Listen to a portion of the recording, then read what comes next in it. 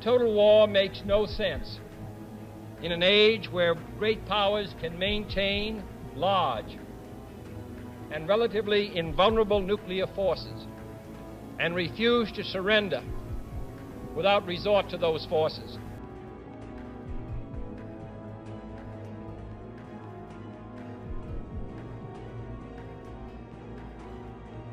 Good evening, Philadelphia. This is a special edition of Nightly News. My name is Kyle McElroy, and tonight we are talking about Cuba.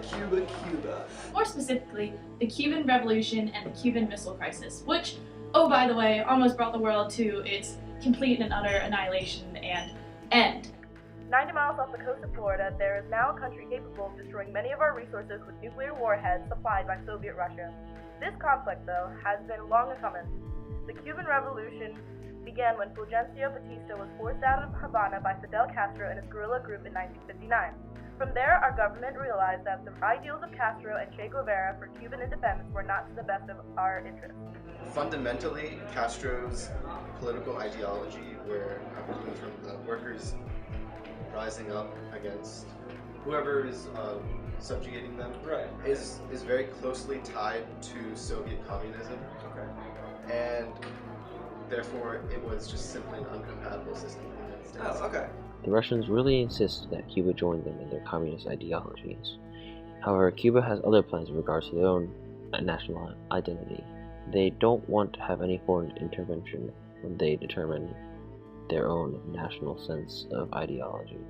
Now, as you may or may not know, the US invested a lot in Cuba in the 1950s.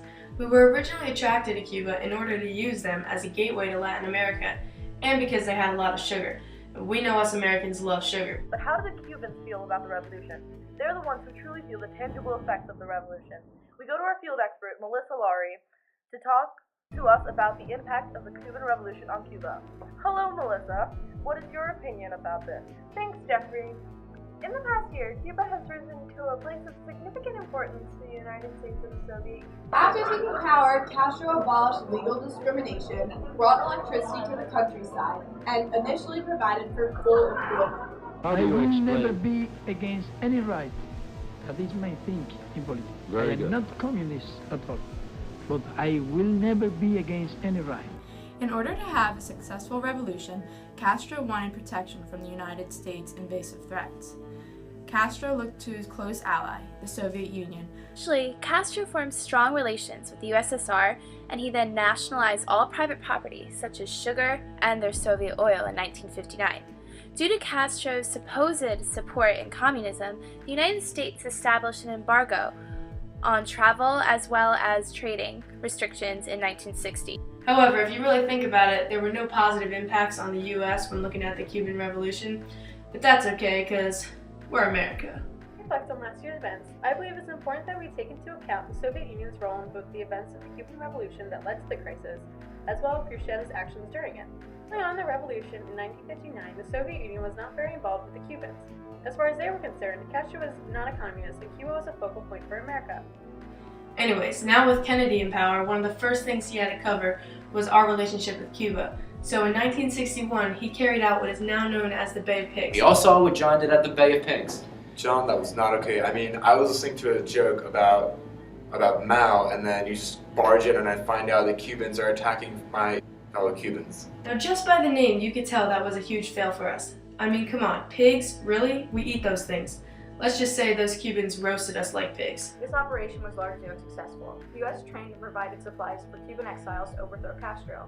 The use of resources was meant to enact change in the Cuban government, but upon launching the attack on Cuba, the plan reached a downfall. All 1,400 exiles were killed, injured, or captured, and Castro's reign was continued. Hi, my name's Maddie. Things here in the USSR are pretty hype.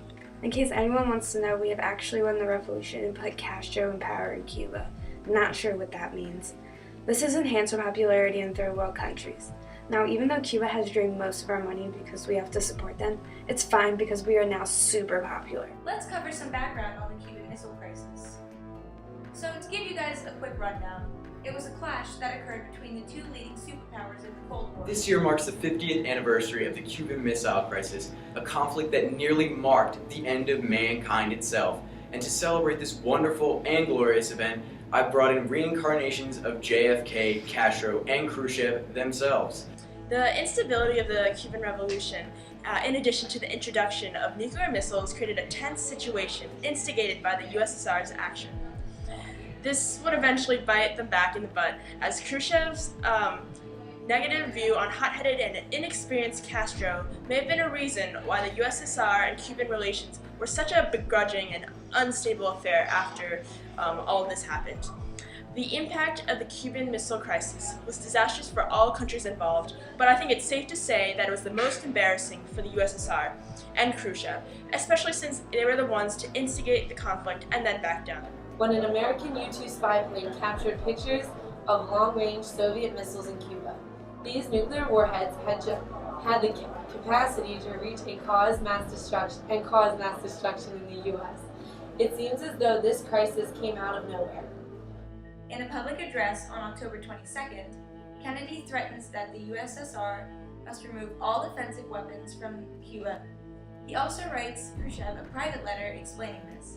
Khrushchev writes him back the next day and he's really mad.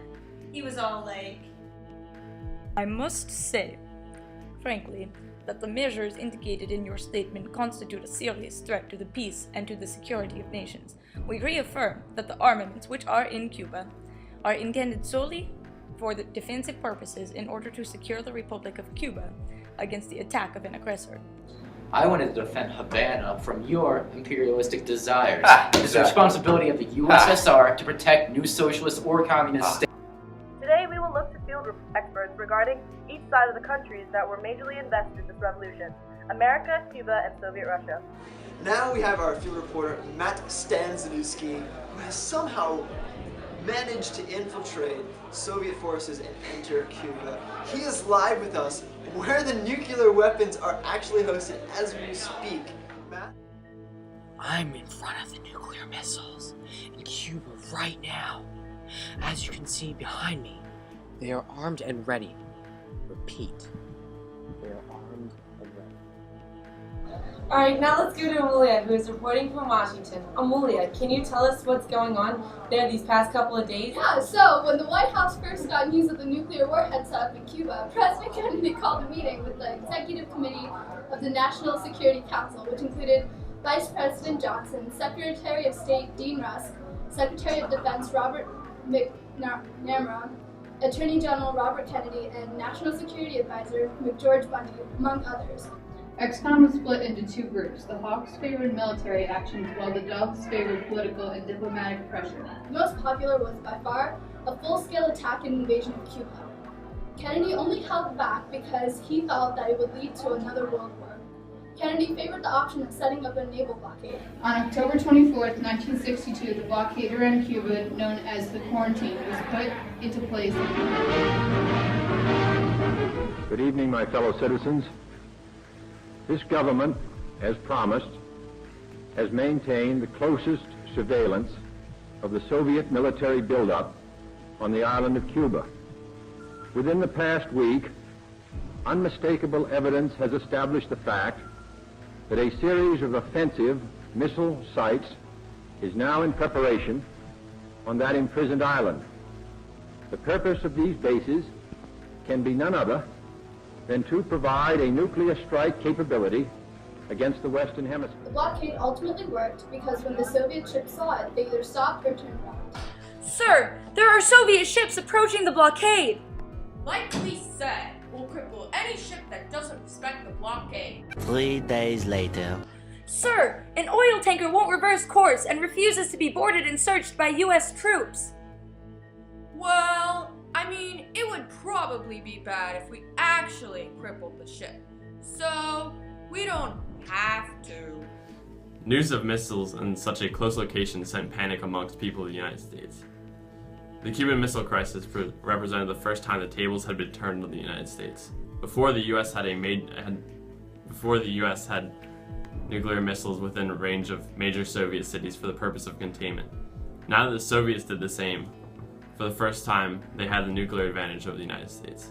Though the Cuban Missile Crisis had a positive impact on this aspect, it made foreign relations between the USSR and Cuba strained, as the leaders Castro and Khrushchev did not even discuss the removal of the missiles in the end.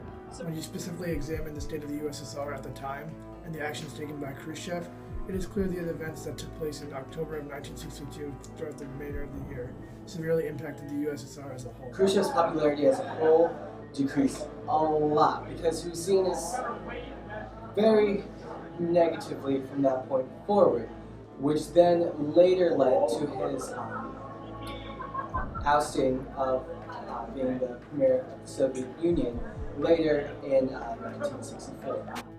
And that's roughly exactly what happened. Well, I'm so glad that is over with because now people still don't care about Cuba. What was that?